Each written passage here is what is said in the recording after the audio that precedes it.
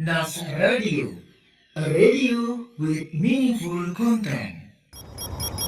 Sesaat lagi Anda mendengarkan cerita pendidikan. Assalamualaikum warahmatullahi wabarakatuh. Alhamdulillahirrahmanirrahim. Wassalatu wassalamu ala rasulillah wa ala alihi wa sahbihi wa mawala amma ba'du. Kembali lagi di Nas Radio, radio with meaningful content. Kali ini persona bersama saya Mario dalam acara Cerdik Cerita Pendidikan. Telah hadir di ruang dengar kita seorang kepala sekolah yang memiliki segudang prestasi dalam berkarir sejak menjadi guru hingga saat ini seorang kepala sekolah. Langsung saja, beliau adalah Kepala SMA Islam Al-Azhar 14 Kota Semarang dengan prestasi terbarunya yaitu terbaik ke-1 apresiasi GTK Kepala Sekolah Inovatif Jawa Tengah, yaitu Bapak Ari Hendrawan, SPD MSOS. Halo Pak Ari. Halo, salam kenal Pak Mario. Kenal, Pak. Sehat ya Pak ya? Sehat, alhamdulillah. Alhamdulillah sehat.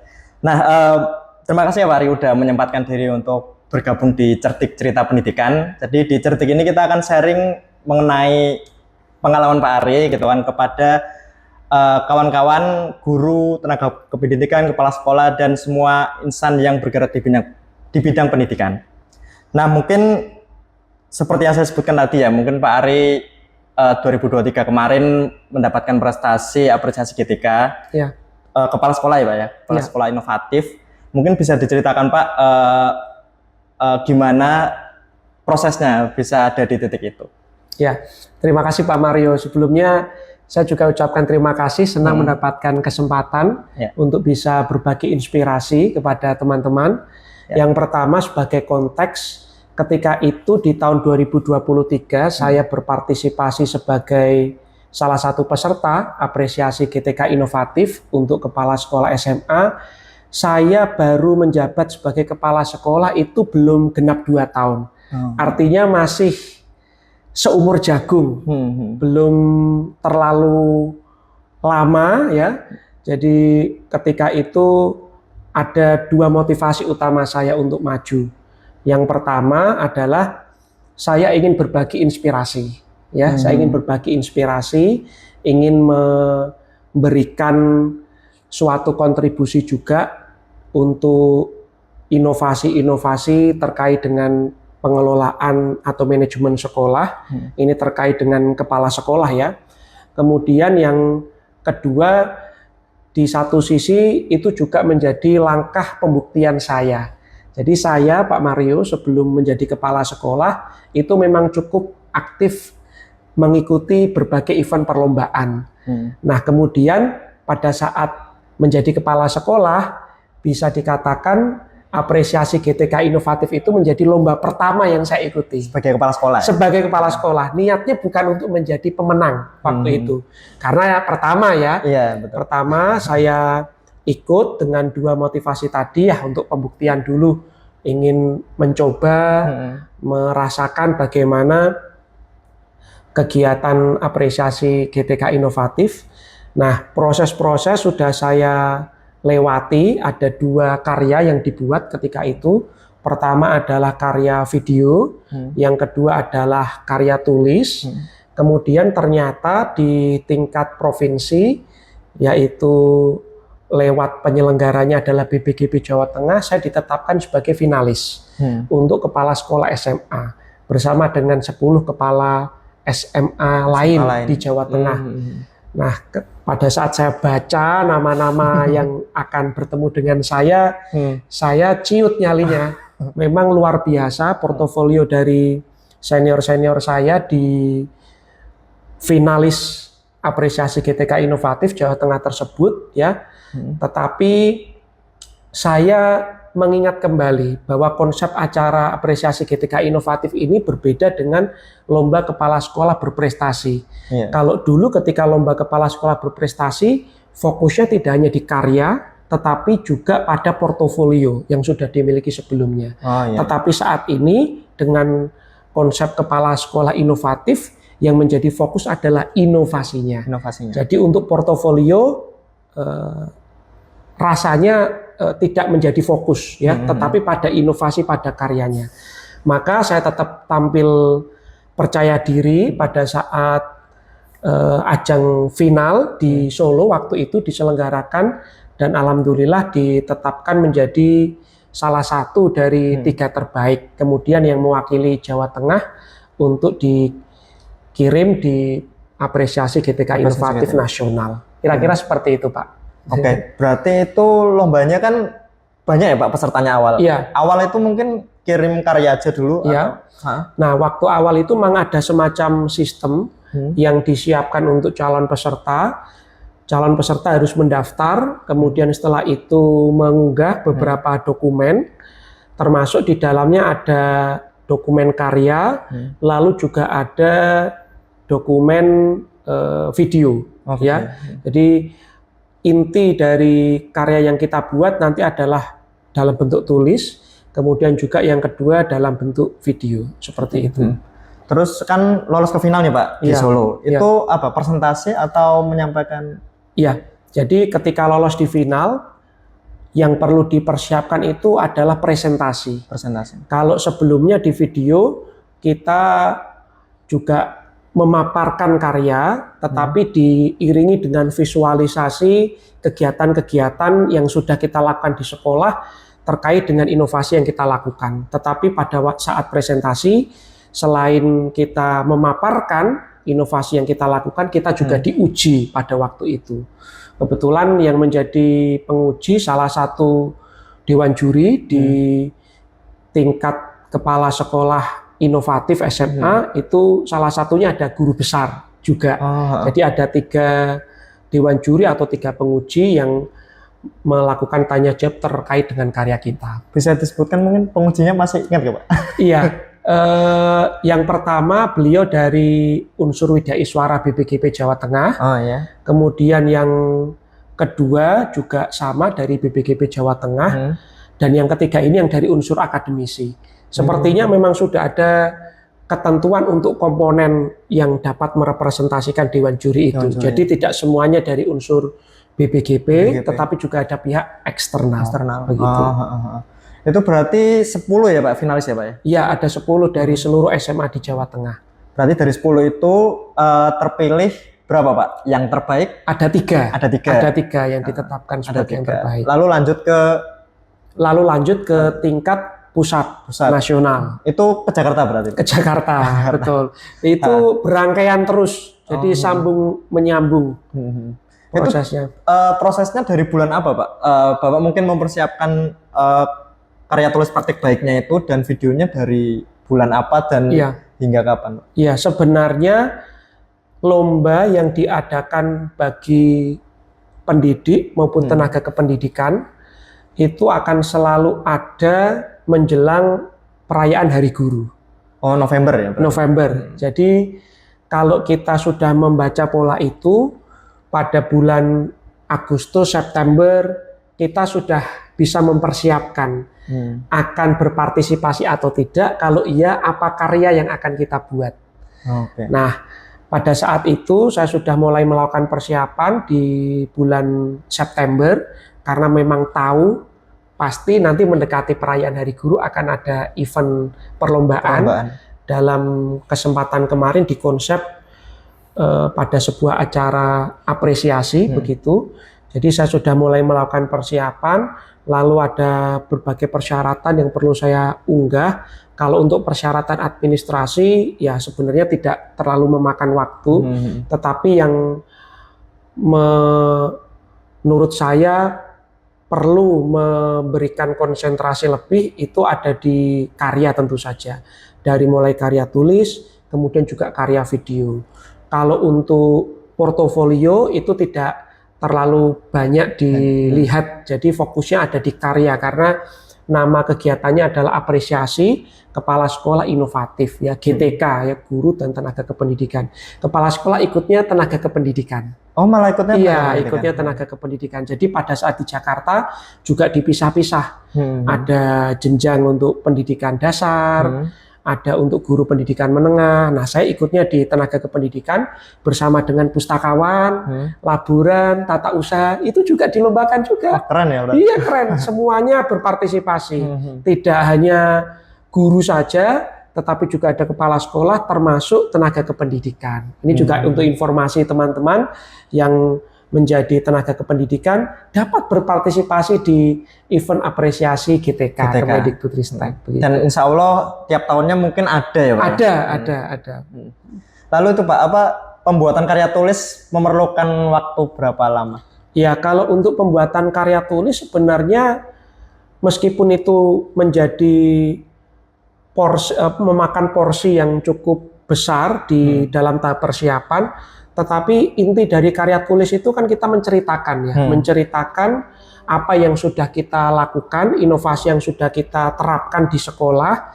Jadi sifatnya lebih banyak mengumpulkan informasi saja, kemudian mengemasnya dalam sebuah bentuk karya tulis dengan metode atau pendekatan STAR, Pak.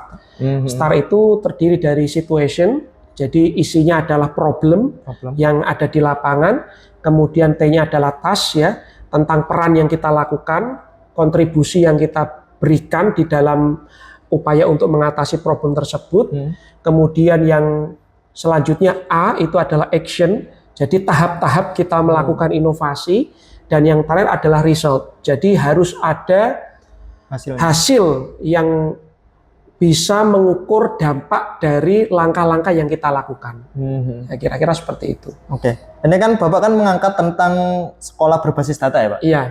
Lalu berarti kan sudah dilakukan di sini dong Pak? Iya. Nah itu mungkin bisa diceritakan kenapa sih kok memilih tema sekolah berbasis data dan mungkin kayak tadi metode STAR-nya hasilnya terus seperti apa Pak? Iya, jadi kebetulan Pak Mario, saya itu S1-nya PPKM, S2-nya ilmu politik. Nah di dalam tesis saya yang saya angkat itu adalah demokrasi deliberatif. Demokrasi deliberatif itu membicarakan antara lain tentang bagaimana suatu keputusan itu diambil berdasarkan bukti, bukan asumsi. Tetapi konteks ketika saya membuat tesis itu di Kota Semarang.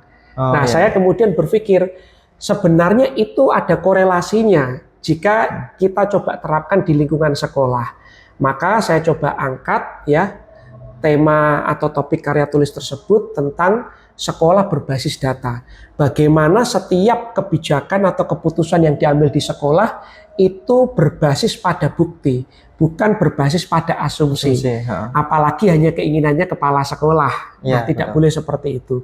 Maka tahap-tahap yang saya coba lakukan untuk menganalisis ya antara lain adalah sekolah membuat berbagai macam program-program yang itu bisa menyerap aspirasi atau masukan dari anak-anak, termasuk warga sekolah yang lain. Dulu ketika SMA saya sempat berpikir, pada waktu saya sekolah kadang saya mempertanyakan, kenapa ya sekolah kok lebih mengutamakan pengecatan sekolah daripada perbaikan laboratorium misalnya. Atau kenapa sekolah memilih melakukan pembangunan ini dulu dibandingkan melakukan pembangunan yang lain. Nah, saya membayangkan ketika saya menjadi kepala sekolah, bagaimana ya kalau ada anak-anak saya sekarang yang juga mempertanyakan hal tersebut, begitu. Jadi dari sana saya mencoba untuk memberikan seluas-luasnya kesempatan pada warga sekolah dalam menyampaikan aspirasi lewat kanal-kanal yang disediakan oleh sekolah. Contoh yang pertama, sekolah bekerja sama dengan MPK di sini, Majelis Perwakilan Kelas. Untuk menyerap aspirasi. Jadi ada forum Pak di sini, namanya itu forum terbuka aspirasi, di mana anak-anak itu dari MPK kemudian perwakilan seluruh kelas dipertemukan dengan para pimpinan sekolah, termasuk saya. Jadi kami di sana mendengarkan berbagai macam masukan, aspirasi dari anak-anak. Itu tidak hanya perlu keterbukaan dalam arti keterbukaan pikiran Pak, tapi juga keterbukaan hati loh Pak. Karena kalau hatinya nggak terbuka, telinganya panas nanti, tersinggung ya, karena ada banyak masukan-masukan anak. Nah di situ kami mendengarkan aspirasi-aspirasi itu. Kemudian juga sama kepada Bapak Ibu guru dan karyawan, saya memberikan semacam kuesioner untuk mereka dapat menyampaikan masukan kepada saya. Jadi saya dinilai juga oleh Bapak Ibu guru dan karyawan. Dan yang ketiga, kami selain memanfaatkan raport pendidikan ya sebagai salah satu basis data, tetapi menurut kami raport pendidikan saja tidak cukup, apalagi keluarnya 1 tahun sekali. Iya, betul. Nah, otomatis perlu ada yang mengisi ruang-ruang ketika raport pendidikan itu belum keluar. Ya. Jadi ada tadi kanal-kanal yang melengkapi. Nah, selain dari MPK, Bapak Ibu Guru, kami juga memanfaatkan pihak-pihak eksternal. Contohnya begini Pak, misalnya di sini SMA Islam Al Azhar 14, lokasinya ada di jantung pendidikan Kota Semarang. Di dekat kami ada banyak kampus. Nah, dari situ saya melihat ini ada peluang geostrategis, memanfaatkan area sekolah yang berada di lingkungan sekitar kampus untuk kepentingan sekolah. Jadi kami di sana melakukan suatu terobosan untuk menggandeng ya pihak kampus agar dapat membuat pengabdian masyarakat, penelitian di sekolah dengan subjek sekolah, dan penelitian itu bisa kita manfaatkan sebagai basis data. Contoh misalnya ada sebuah penelitian tentang bahwa metode TikTok itu berperan positif untuk mendeliver materi kepada anak-anak. Maka dari situ kami bisa punya evidence untuk mengadakan program pelatihan pembuatan video misalnya kepada Bapak Ibu Guru. Atau contoh ada skripsi dari mahasiswi Ilmu Komunikasi Undip tentang faktor keterpilihan SMA Islam Al Azhar 14 dibandingkan sekolah yang lain. Ketemu tuh faktornya ini. Nah, kami garap itu sebagai basis, berarti kebijakan yang harus kita arahkan adalah kebijakan terkait ini. Karena ternyata dari penelitian itu arahnya. Nah, ini menguntungkan sekali untuk sekolah karena kita dibantu oleh peneliti dari luar dan betul. Kita juga membantu mereka. Mereka dan dapat data juga. Dapat data juga, begitu kira-kira. Lah itu berarti ini Pak, yang tadi mungkin mengadakan forum bersama siswa, guru gitu kan, itu ada contoh hasil yang sudah dibuahkan dari kebijakan itu? Iya, tentu ada banyak sekali ya Pak. Contoh kecil hal yang sepele, ada masukan bagus misalnya dalam forum terbuka aspirasi itu, anak merasa sekolah itu perlu menambah sudut-sudut yang menyediakan galon untuk air minum anak, betul. Ya, untuk isi ulang. Mereka biasa pakai tumbler, ya. Nah, dari aspirasi tersebut kita bisa tangkap secara langsung ini masukan anak, kemudian juga pertimbangan mereka apa, ya. Dari sana kemudian diolah oleh sekolah tentang potensi atau peluang dari realisasi hal tersebut, dan sekaligus dalam forum kita bisa ambil beberapa kesepakatan. Jadi ketika anak memberikan masukan, mereka juga bertanggung jawab. Baik Bapak Ibu misalnya, saya memberikan masukan itu, tapi saya juga akan bertanggung jawab nanti untuk pemindahan galon tidak perlu dilakukan oleh guru atau karyawan. Dari kami saja, kami akan bagi piket-piketnya. Nah, ini menurut saya positif sekali, karena di sisi lain, di samping forum tersebut juga membuka ruang demokratisasi di sekolah, tetapi yang kedua ini juga menumbuhkan kepemimpinan murid atau student agency yang dimulai dari voice, choice, dan ownership. Maka setiap keputusan yang diambil oleh sekolah, karena itu juga berasal dari masukan anak maupun warga sekolah, mereka ikut merasa memiliki.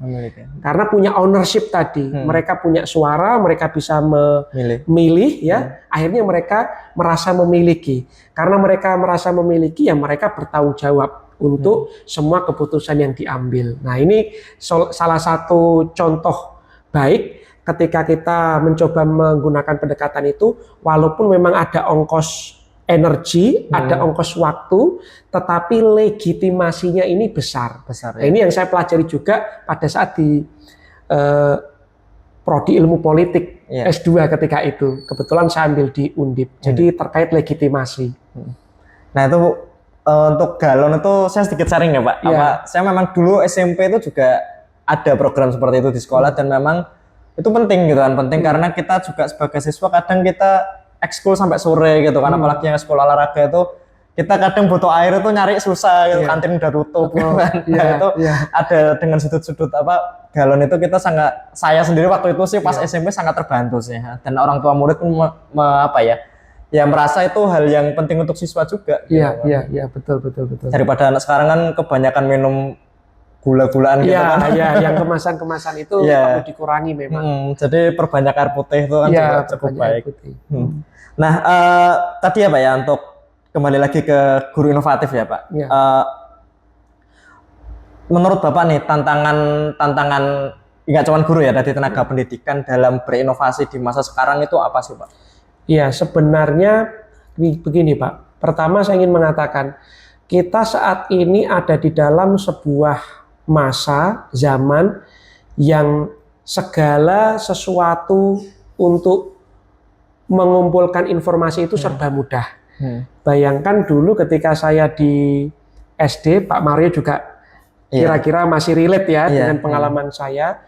Untuk mengakses informasi saja kita punya keterbatasan, harus ke perpustakaan, contoh.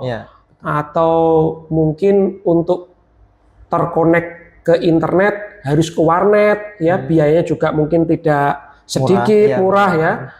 Dan ya ada beberapa kendala yang lain. Berbeda sekali dengan sekarang karena kita punya banyak informasi yang bisa kita peroleh lewat berbagai macam platform juga. Iya, betul. Nah, ini sebenarnya sangat memudahkan ya. Ini sangat memudahkan. Tetapi di sisi yang lain yang sering menjadi persoalan adalah pada saat kita sudah berada di dalam zona nyaman. Jadi kita melihat segala sesuatu itu ya sudah berjalan baik-baik saja, lurus-lurus saja tanpa perlu ada inovasi. Padahal dunia yang sekarang di satu sisi tadi memang memudahkan kita untuk mencari informasi, di balik itu juga ada tantangannya. Kalau di satu sisi kita memang gampang mencari informasi, tetapi di sisi lain ketika kita tidak berinovasi, maka kita akan rentan untuk terdisrupsi. Nah, ini yang menjadi tantangan, bahwa setiap langkah yang kita jalani jangan sampai kita berada di dalam zona nyaman. Tetapi kita harus selalu melihat peluang-peluang baru, inovasi-inovasi yang baru, tidak harus baru keseluruhan, tetapi bisa memandang sesuatu yang lama dengan cara-cara yang baru. Sehingga kita tidak terdisrupsi. Ya, kalau kita ada di zona nyaman, merasa begitu-begitu saja sudah baik, cepat puas, ya maka nanti kita akan tertinggal. Nah, apalagi di sini saya menggawangi sekolah swasta yang harus terus berinovasi dan terus bertumbuh. Demikian Pak. Terkait inovasi lagi ya Pak ya, terkait inovasi tadi, ada nggak sih Pak mungkin yang inovasi yang ingin Bapak terapkan di SMA 14 ini ke depannya, SMA Al-Azhar 14 ini? Ya, jadi penting tadi memang inovasi itu tidak boleh luntur, harus selalu muncul, harus selalu tumbuh. Dan inovasi juga jangan dilupakan, tidak hanya bisa berasal dari pimpinan sekolah, tetapi juga bisa berasal dari warga sekolah, dari Bapak Ibu guru, kemudian dari tenaga kependidikan, dari murid, ya kita juga bisa mengambil inovasi dari mereka. Nah, terkait dengan inovasi-inovasi apa yang ingin ke depan kami terapkan di sekolah, tentu ada banyak sekali Pak, ya ada banyak sekali. Tetapi yang pasti kami akan fokuskan inovasi-inovasi tersebut pada apa yang disebut sebagai student well-being. Jadi kebahagiaan murid. Kemudian yang kedua adalah teacher well-being, kebahagiaan Bapak Ibu guru, ya, termasuk di sini adalah tenaga kependidikan, dan pada akhirnya itu akan membentuk school well-being. Jadi inovasi-inovasi yang kami lakukan nanti arahnya semua akan ke sana. Contoh sederhana misalnya, kalau terkait dengan anak-anak, ya, terkait dengan murid-murid, bagaimana bisa membuat murid-murid bahagia, ya berarti kita perlu meningkatkan kualitas pembelajaran yang ada di kelas. Nah, kemudian kepada Bapak Ibu guru, bagaimana bisa lebih banyak membantu Bapak Ibu guru yang sekarang kita tahu ya sering disinggung terkait administrasi ini melelahkan dan seterusnya. Ya, kita beri salah satu solusi misalnya dengan memanfaatkan teknologi untuk kepentingan memangkas administrasi itu, bukan untuk menambah ya, misalnya. Betul. Nah, pada akhirnya itu semua yang nanti akan kami harapkan untuk mencapai tadi mulai dari student well-being, teacher well-being, dan school well-being. Dan di depan sekolah tadi Bapak juga sempat membaca pasti jelas itu tertera, aku datang, aku belajar, aku senang. Harapannya memang di sini menjadi ruang yang paling menyenangkan untuk warga sekolah. Begitu. Ya saya juga pernah mendengar gerakan sekolah menyenangkan juga. Iya, ada juga itu GSM namanya. GSM. Jadi memang ya itu memang harus ditekankan ya dalam dunia pendidikan. Jadi peserta didik itu datang ke sekolah itu tidak hanya menggugurkan kewajiban aja gitu kan. Kadang di sekolah malah nggak suka gitu kan, pengen buru-buru pulang gitu. Harapannya kan peserta didik itu di sekolah ya memang suka di sekolah gitu ya. Betul. Dalam rangka belajar maupun berinteraksi dengan kawan-kawannya. Nyaman. Mungkin ini Pak bisa sedikit sharing nih Pak. Saya kemarin lihat profil Bapak gitu kan, pernah juara lomba video anti korupsi gitu kan. Mungkin bisa diceritakan sedikit aja Pak, waktu itu bikin video apa dan seperti apa? Mungkin kan karena kami di bidang media kan kami tertarik kreativitas guru dan tenaga pendidik dalam membuat video itu gimana? Iya. Ya sebelumnya saya apresiasi dulu. Ini berarti Pak Mario sudah mencoba riset kecil ya. Kepo sedikit untuk tahu latar belakang saya. Nah, jadi betul Pak, waktu itu saya masih menjadi guru. Kebetulan saya guru PPKN memang. Jadi ada sebuah event perlombaan yang diselenggarakan oleh Itjen Kemendikbudristek, Inspektorat Jenderal Kemendikbudristek, untuk memperingati Hari Anti Korupsi Sedunia. Nah, ketika itu saya mencoba melakukan pendaftaran untuk kategori guru dan umum, dan sebenarnya proyek video itu saya niatkan untuk menjadi semacam proyek kolaboratif bersama dengan murid saya. Kebetulan sekarang Ananda sudah lulus dari sekolah, dan ketika itu saya membuat video anti korupsi, intinya tentang dua hal. Pertama adalah bahwa korupsi itu bukan hanya sebatas criminal problem, tetapi social problem. Dari pendapat John Girling yang saya pelajari pada waktu kuliah juga. Maka pendekatan untuk mencegah dan juga mengatasi korupsi itu tidak bisa hanya dari satu pendekatan saja, tetapi dari banyak pendekatan. Oleh karenanya di dalam video tersebut saya kemudian menjelaskan perlu ada banyak pendekatan, dimulai dari pendekatan kelembagaan, dari institusi penegak hukum, kemudian dari sisi regulasinya, lalu yang ketiga juga dari sisi kultural, kebudayaan, kebiasaan kita ya. Jadi dalam video tersebut saya meringkas itu, mengingatkan kembali bahwa korupsi itu tidak bisa kalau hanya dari satu pendekatan. Selama ini mungkin kita lihat di tayangan televisi misalnya ada banyak kasus korupsi yang di benak kita langsung menyalahkan pada satu lembaga atau satu pihak saja. Padahal itu menjadi tanggung jawab kita bersama. Kira-kira ceritanya seperti itu Pak, video yang saya angkat. Oke, itu berarti ada di YouTube atau apa? Ada di YouTube, ada juga. YouTube-nya mungkin bisa disebutkan? Ya, YouTube saya adalah Trivia Ari Hendrawan. Nah, nama Trivia ini sering dikira nama saya, Pak. Padahal sebenarnya tidak. Iya, Trivia itu, kan kayak sekilas. Trivia itu sebenarnya kenapa saya pakai nama itu, artinya adalah hal-hal kecil yang dipandang remeh. Tapi dari dulu memang saya senang trivia tentang fakta-fakta kecil. Tapi kadang kalau menurut orang lain remeh, tapi bisa jadi penting di mata orang lain. Itu atau di mata seorang ya. Nah, saya juga berpikir begitu. Saya tidak mau mengatakan channel saya ini channel yang sangat penting ya, maka saya sebutnya trivia. Tapi ada kalanya hal yang remeh di sebagian orang itu juga bisa dianggap penting untuk orang lain. Maka namanya Trivia Ari Hendrawan begitu. Oke, Pak Ari, terima kasih banyak sudah cukup banyak sharing kepada persona pendengar kami. Gitu. Semoga apa yang Pak Ari sampaikan dapat bermanfaat untuk kita semua. Dan mungkin bisa ya Pak, ya mungkin lain kali kita ngobrol lagi. Bisa Pak, dengan senang hati. Ini masih banyak nih pertanyaan yang belum tersampaikan, cuman kita terbatas durasi. Oke. Mungkin itu aja persona untuk obrolan cerdik ya, cerita pendidikan kali ini. Dan sampai ketemu lagi di cerita pendidikan selanjutnya. Subhanakallahumma wa bihamdika asyhadu alla ilaha illa anta astaghfiruka wa atubu ilaik. Wassalamualaikum warahmatullahi wabarakatuh. Waalaikumsalam warahmatullahi wabarakatuh. Terima kasih Iya. Pak Mario. Sama-sama, Pak. Anda telah mendengarkan acara cerita pendidikan.